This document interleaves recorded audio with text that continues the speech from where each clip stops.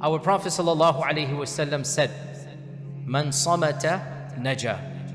Whoever remains silent shall be successful. Whoever adopts the policy of being quiet, whoever learns the art of not speaking, man samata. Samata is a verb. To not speak is an action. To not speak requires effort. For many of us, not speaking requires much more effort than speaking. For many of us, to close our mouth requires a more jihad than opening the mouth and blurting things out. And our Prophet ﷺ reminded us, Man samata naja. Memorize this beautiful hadith. And from this, obviously, it was the akhlaq of our Prophet ﷺ to maintain long periods of silence. He wouldn't speak frequently. He wouldn't constantly be talking. Simak ibn Harb says, I asked Jabir ibn Samura, did you sit with the Prophet ﷺ? Were you one of the Sahaba? Jabir is one of the younger Sahaba. He says, yes, I used to sit with the Prophet ﷺ. And وَكَانَ طَوِيلَ الصَّمْتِ قَلِيلَ الضَّحِكِ. He would be silent for a long period of time. And he would not laugh that much. And the Sahaba would be telling tales of their days of Jahiliyyah or saying something of poetry, and they would laugh in his presence, and he would sometimes smile listening to them. So he gives us a glimpse into the akhlaq of the Prophet ﷺ. He's with the Sahaba, he's listening to them, he's allowing them to be merry and happy. He himself is adopting longer periods of silence, and he's participating more with his presence and with his smiles. Aisha radiallahu anha, the Prophet ﷺ, she said that the Prophet ﷺ would speak in such a manner, if you wanted to count his words, you could do so. He would speak in such a manner, when he said something, if you wanted to just count on your fingers how much he spoke, you could do so. In other words, when he spoke, it was poignant, succinct, short, concise. It was to the point, and he didn't go longer and longer.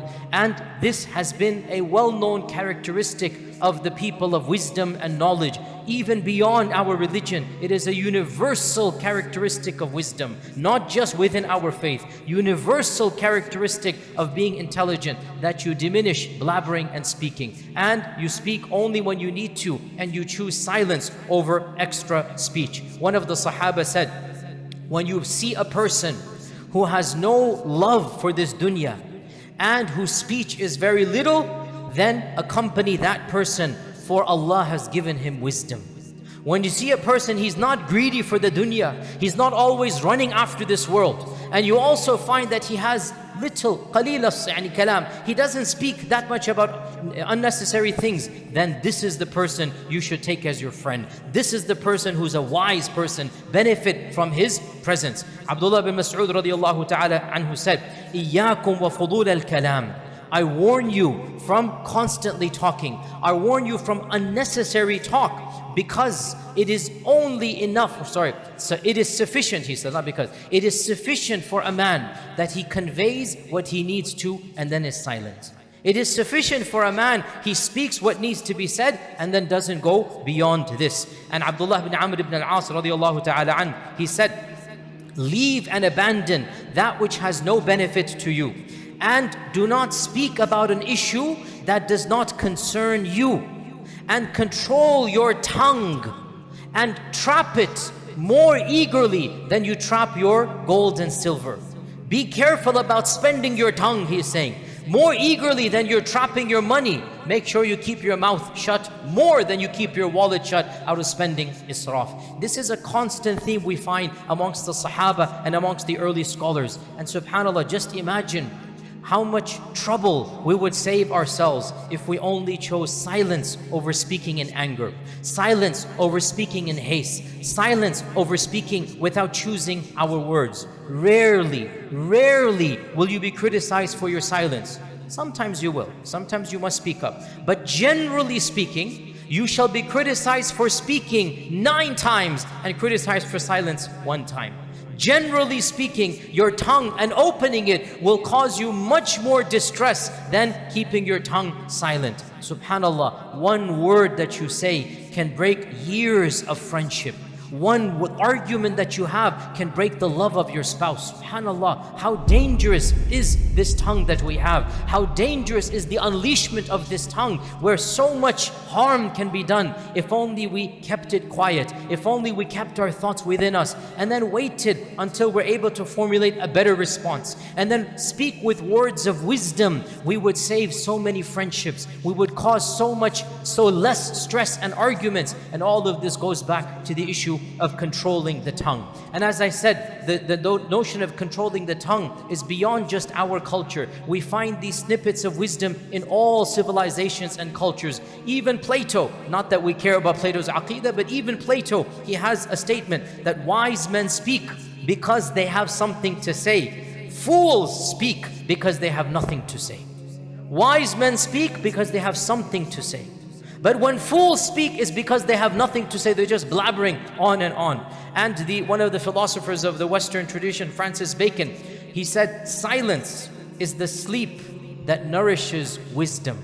Silence is the sleep that nourishes wisdom. Meaning when you're silent, it allows time for tafakkur, for tadabbur, for contemplation, for minimizing your mistakes. And in fact, that is why in many, again, Eastern traditions, the notion of meditation requires what? Silence. Now we don't have that version of meditation, but we do have something similar. Ibrahim ibn Adham, that famous scholar and ascetic, that famous worshipper, and that one of the greatest luminaries of his time, Ibrahim ibn Adham, he said, رَأْسُ الْعِبَادَةِ التَّفَكُّرُ وَالصَّمْتُ. The pinnacle of worshiping is to think a lot and to be quiet. The pinnacle of worship will be achieved when you think more than you speak, when you contemplate and you speak less, except he goes for the dhikr of Allah subhanahu wa ta'ala. So silence is one of the characteristics of virtue, especially when it comes to speaking of the matters of this world. And silence, by the way, is not just of the tongue. In our days, silence must also be used by our fingers, social media, Facebook, Twitter, writing an email. This too, silence. You have to think before you type, think before you tweet, think before you put a Facebook status up there. Think and do not ever write or tweet or speak in a state of anger. Calm down, collect your thoughts, think about the wordings you're going to use, and then reply back. A saying goes, a fool by staying silent appears wise, and a wise man by constantly talking appears foolish.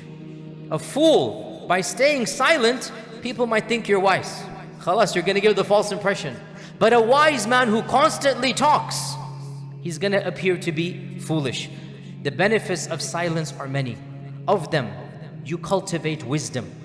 It is a sign of Iman, because our Prophet ﷺ said, of the perfection of Iman is to leave that which is of no concern to you. It is a sign of good akhlaq. It is a mechanism of protecting one from hurting the feelings of other people. It allows you time to formulate a better response.